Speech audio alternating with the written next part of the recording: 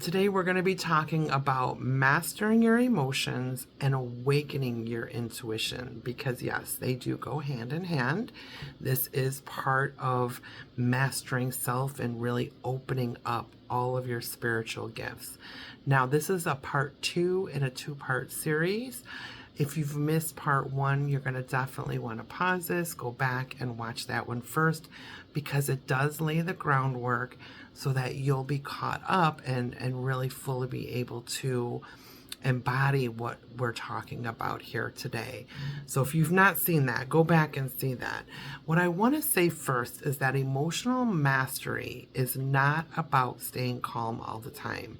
Now, this is part of emotional regulation, which is different, and that's still not about staying calm all the time, but this is not what we're talking about today. Today we're talking about how to master them, how to understand the emotions, what they're actually here for, and how to interpret the messages that they're bringing from the spiritual realm, which is your higher self, your guides, your intuition, your spiritual gifts, into your body, and to understand that translation, what that translates to.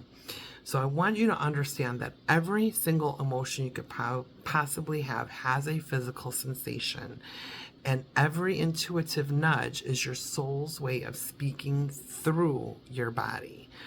That's first and foremost. However, most people are so accustomed to running from their emotions, hiding from their emotions, negating or dismissing their emotions, that they never hear the message. It's only when you start to slow down and stop running, stop hiding, stop pushing it away, but actually dig in and listen and tell yourself, your higher self, the spiritual realm, tell your body that you are safe to hear it, you are safe to sit in it, and that you're going to be okay. So when you slow down enough to really feel into them, and I mean really feel into them, and you'll start to notice a pattern, a language. You'll start to decipher that language barrier, that translation that is being brought to you. So for instance, that little flutter in your chest, you will start to recognize these smallest little things when you start to pay attention and you start to honor this energy and not negate it. That's a message. The sudden heaviness, that's a message. That's a message. That gut pull, I experienced this the other day so loudly. That's a message. Now, do you have to listen to what the message is guiding you? That's up to you, but it's a message. Oftentimes I see people struggling to expand or even spark and open their own intuition, their own spiritual gifts. And I'm going to tell you, one of the most common mistakes is looking outward from themselves, thinking that it's something outside of themselves, and it's not.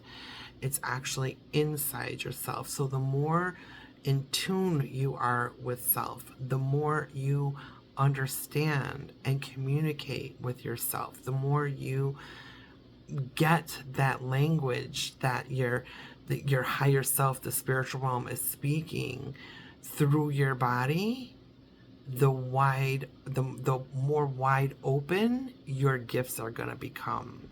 So none of that starts outside of you. Everything starts within, and the more in tune you are to be able to hear those whispers and recognize those feelings as they come up, the more you're going to be able to embrace, embody, and expand your own spiritual gifts.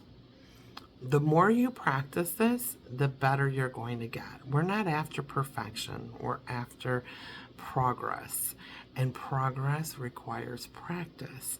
So don't get frustrated if at first that disconnect still feels there. You're going to get it. It does take some time in order to build that rapport, that trust, that safety feeling that you can really fully embrace this. But I'm going to encourage you, it's worth every moment that you invest into it. I promise you, because without this as a foundational substance, everything else in life gets a little wonky. When you have that solid connection with self, your intuition, your spirit guides, spirit, whatever you're looking to connect with, and you can tune in quickly and easily to hear the whispers that they're bringing through your body, the more empowered your walk on this earth is going to be. So here's what I want you to do. I want you to really be aware and pay attention. The next emotion that comes up, sit with it for a minute. Don't run from it. Now, if you're legit in the middle of a meeting at work, or yeah, I get it. But you don't have to tell self, I don't have time for this. You do get to say, make a mental note. Okay, let's explore this in 15 minutes. Let's explore this when this meeting is over. Let's explore this as soon as I get my kids to bed, whatever the case may be. But you don't get to negate it. So I want you to practice that. I want you to dig into, what is my body trying to tell me? And remember some of the foundational clues. Anger is typically somebody crossing your boundaries somewhere, and maybe you've just become so accustomed to it that you don't recognize it on the surface level. Fear is your body telling you, caution, caution, make sure you're in alignment. And sadness is just something that, okay, something needs to be released. And that's okay. Even if you don't have a thing or the knowledge of the exact situation or whatever it is that needs released, you don't need to. It's okay. I promise you, when you take the time to start doing this, even if it's not perfect in the beginning, even if it's only sometimes in the beginning, the more you do this, the better you're going to become with it. And this really is where your magic starts.